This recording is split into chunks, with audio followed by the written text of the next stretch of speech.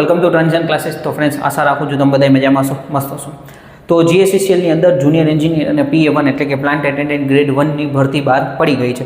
PA1 છે એ આપણા ડિપ્લોમાના વિદ્યાર્થી મિત્રો માટે છે. જુનિયર એન્જિનિયર છે એ ડિગ્રી કરેલા, બરાબર, જે લોકોએ BE કરેલું છે, BE BTech, એના વિદ્યાર્થી મિત્રો માટે છે.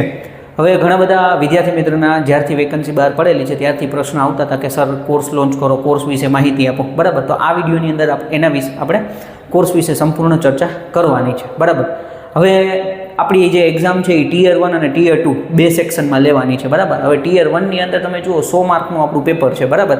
100 માર્કમાં આપણું મેથ્સ આવી જશે, રિઝનિંગ આવી જશે, બરાબર. એટલે બે આપણા થયા 15 માર્કનું મેથ્સ, 15 માર્કનું રિઝનિંગ, 30 માર્ક થયા, 20 માર્કનું કોમ્પ્યુટર, બરાબર, 50 માર્ક, પછી ઇંગ્લિશ અને ગુજરાતી 20 માર્ક અને 10 માર્કનું આપણું GK છે, બરાબર. એટલે આ ટોટલ થઈને તમારું 100 માર્ક કવર થયા, બરાબર. હવે આની અંદર તમારે ક્વોલિફાઈંગ રાઉન્ડ છે, એટલે એનો મતલબ એવો છે કે જેટલા પણ વિદ્યાર્થી મિત્રો OBC, SC, ST અથવા EWS કેટેગરીની અંદર છે તો એ 45થી વધારે માર્ક લાવે છે એટલે એ Tier 2 માટે એલિજિબલ છે. અને જો તમે ઓપન કેટેગરીની અંદર આવો છો, અનરિઝર્વ કેટેગરીની અંદર, બરાબર, તો એ લોકો 50 માર્ક આવે, બરાબર, એટલે 50 અથવા 50થી વધારે 51-52 માર્ક આવી જાય, બરાબર, તો તમે Tier 2 માટે એલિજિબલ છો, બરાબર. આ ક્રાઇટેરિયા છે. ગઈ વખતે 1:5નો રેશિયો હતો, આજી વખતે એ ચેન્જ કરી નાખ્યો છે, બરાબર. તો એ આપણા માટે થોડુંક આપણે ફાયદો કહી શકાય.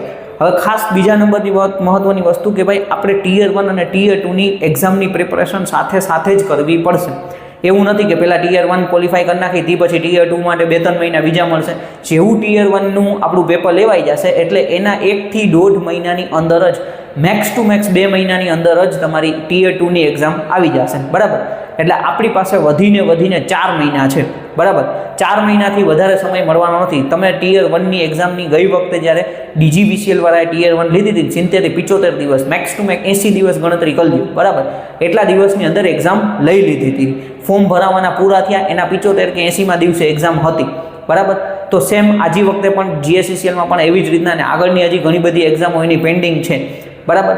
તો એટલે 80થી 75 દિવસ ગણતરી કરીને તમે હાલો, એ પ્રમાણે Tier 1 અને એના પછી 1.5 કે 2 મહિના બીજા, બરાબર, 1 મહિનાની અંદર પણ આવી શકે છે, બરાબર. Tier 1 પછી Tier 2 કદાચ તરત જ એક્ઝામ આવી જાય, જેવું ફટાફટ આવી જાય, રિઝલ્ટ આવી જાય, રિઝલ્ટ પછી તરત જ એનાઉન્સ કરી દે કે ભાઈ આ 15-20 દિવસ કે 1 મહિનાની અંદર તમારી એક્ઝામ છે. એટલે Tier 1, Tier 2 સાથે પ્રિપરેશન કરવાની છે તો જ તમારે ભેરું થશે. નકર પછી છે ને છેલ્લે ટેકનિકલમાં બહુ પ્રોબ્લેમ આવી જશે. ટેકનિકલનો સિલેબસ બહુ વધારે છે તો ત્યાં તમે પોગી નહીં શકો, ત્યાં આપણું બધું ભેરું થઈ શકે એમ નથી. તો Tier 1 અને Tier 2ની તમારે બંનેની પ્રિપરેશન સાથે કરવાની રહેશે.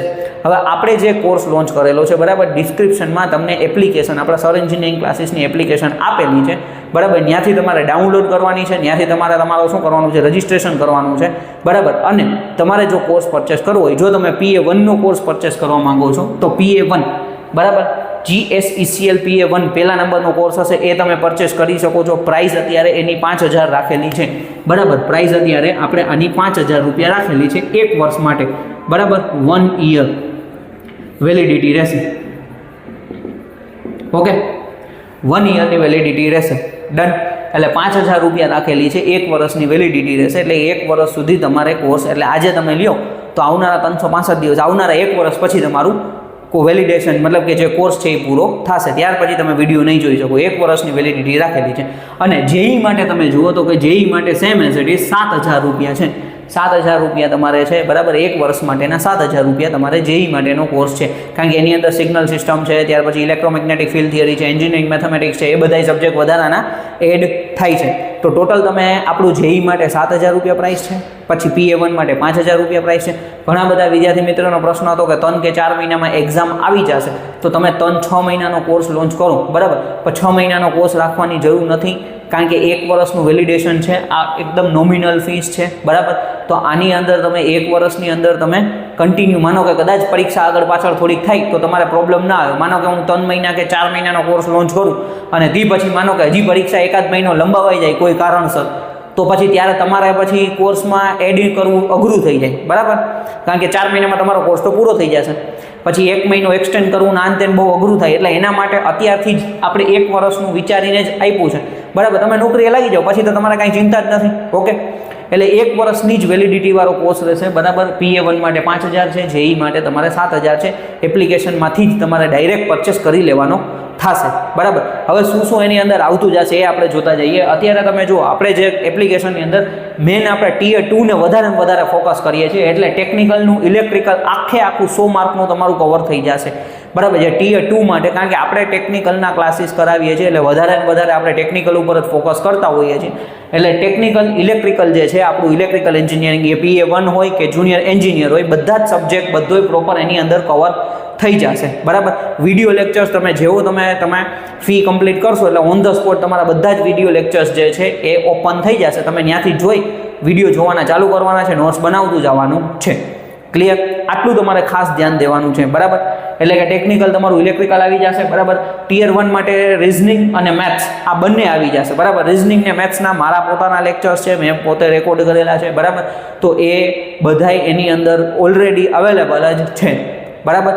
તો એ તમને ડાયરેક્ટ મળી જશે. એટલે 30 માર્કનું ટિયર 1નું કામ થઈ ગયું. જો કોમ્પ્યુટરનું લેક્ચર્સ છે એ રેકોર્ડ થઈ જશે તો એની અંદર તરત તમને આવી જશે, આ જ ફીમાં ઇન્ક્લુડ થઈ જશે.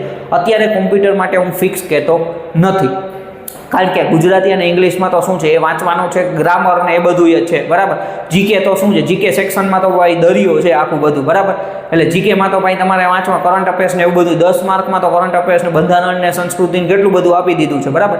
એટલે એને ઘણા બધા વિદ્યાર્થી મિત્રો સ્કીપે કરે. પાછું બીજા નંબરનું કે ટિયર 1 છે એ ક્વોલિફાઈંગ રાઉન્ડ છે, બરાબર. એટલે એને સ્કીપ કરે તો 90માંથી ઘણા સારા તમે આરામથી 50-55 માર્ક સુધી ખેંચી લેજો, તો ટિયર 2 માટે તો એલિજિબલ જ છો. એટલે અહીંયા પાછું આપણે નોકરી મેળવવા માટે ટિયર 2 જ આપણા માટે સૌથી મહત્વનો રાઉન્ડ છે, બરાબર. એટલે રિઝનિંગ આવી જશે, એપ્ટિટ્યુડ મેથ્સ આવી જશે અને ટેકનિકલ આવી જશે, બરાબર. આ જે તમે જે ફી આપો છો 5000ની અંદર PA1 વાળા માટે અને JEE માટે 7000 રૂપિયા, બરાબર. તો એ બધું આની અંદર કવર થઈ જશે. જો કોમ્પ્યુટરના લેક્ચર રેકોર્ડ થઈ જશે તો આ જ ફીમાં એની કોઈ એક્સ્ટ્રા ફી લેવામાં નહીં આવે, તો એ તમને એડ કરી દેવામાં આવશે. તો અત્યારે ફિક્સ કહેતો નથી, બરાબર. આ ઉપરાંત બીજું જે કંઈ પણ તમે એમ સમજો કે કોઈ મટીરિયલ્સ ને એવું બધું જે આવશે એ હું તમને પ્રોવાઈડ કરી દઈશ, બરાબર. MCQs વિડીયોઝ છે ને એ બધું જે એડ કરવાનું થશે એ બધું તમને આવતું જશે, એની કાંઈ તમારે ચિંતા કરવાની જરૂર નથી, બરાબર. કોર્સ ખાસ તમારે એપ્લિકેશનમાંથી જ પરચેસ કરવાનો છે, ડિસ્ક્રિપ્શનમાં લિંક આપેલી છે. આ ઉપરાંત તમારે કાંઈ પણ વધારે ક્વેશ્ચન હોય તો અહીંયા તમને નંબર દેખાતા હશે, એ નંબર ઉપર તમે ફોન કરી અને તમે માહિતી મેળવી શકો છો. ફોન અથવા વોટ્સઅપ દ્વારા તમે માહિતી મેળવી શકો છો, બરાબર. બીજા કોઈ પણ ક્વેશ્ચન હોય તો તમારે મને પ્રશ્ન પૂછવો હોય તો તમે મારા નંબર તો તમારી પાસે હશે જ, તો એમાંય પ્રશ્ન પૂછી શકો છો.